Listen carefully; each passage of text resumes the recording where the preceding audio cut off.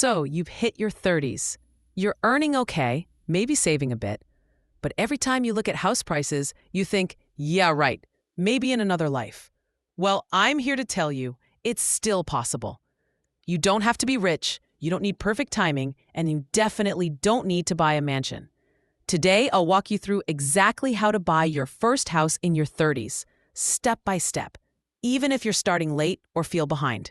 Stick around till the end because I'll share a few real-world hacks that can literally save you thousands of dollars when buying your first home. Everyone says you should have bought in your 20s, but here's the truth. Your 30s are often the smartest time to buy. By now, your income is more stable, your credit history is stronger, and you actually understand your expenses and lifestyle. You're not just buying a house, you're buying freedom, security, and a foundation for your future. Plus, lenders love borrowers with stable. First, figure out what you can actually afford, not what the bank says you can afford. A good rule: keep your housing expenses under 30% of your monthly income. Remember, buying a house isn't just about the down payment. You'll need to cover property taxes, insurance, maintenance, and closing costs, which can be 3 to 5% of the home price.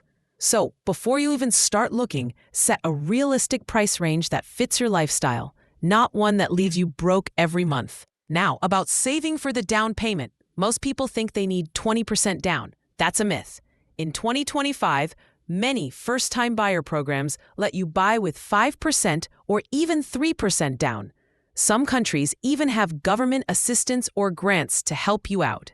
So instead of stressing over a huge lump sum, focus on consistent saving. Try this trick. Open a separate high-yield savings account just for your house fund and automate a transfer right after every paycheck. You won't even miss that money. But lenders look at 3 things: your credit score, your debt-to-income ratio, and your job stability. Want a quick credit boost? Pay your credit cards before the statement date, not the due date. That lowers your utilization score. Also, avoid taking new loans before applying for a mortgage. That can drop your approval amount. And here's a secret. Get pre-approved before you start house hunting. It shows sellers you're serious and gives you a clear price range. No surprises later. When you start looking, don't chase dream homes. Chase smart investments. Look for areas with growth potential, upcoming neighborhoods, improving schools, new transport links. Visit homes at different times of day. Talk to neighbors and never skip the home inspection.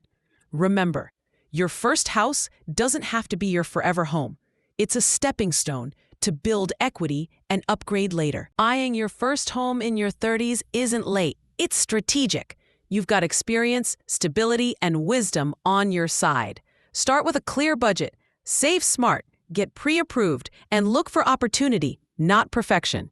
And remember, every homeowner started somewhere. Your first home could be the foundation of your financial freedom. If you found this video helpful, hit that thumbs up, comment your home buying goals below, and subscribe for more money and lifestyle tips. You got this. Your 30s are just the beginning.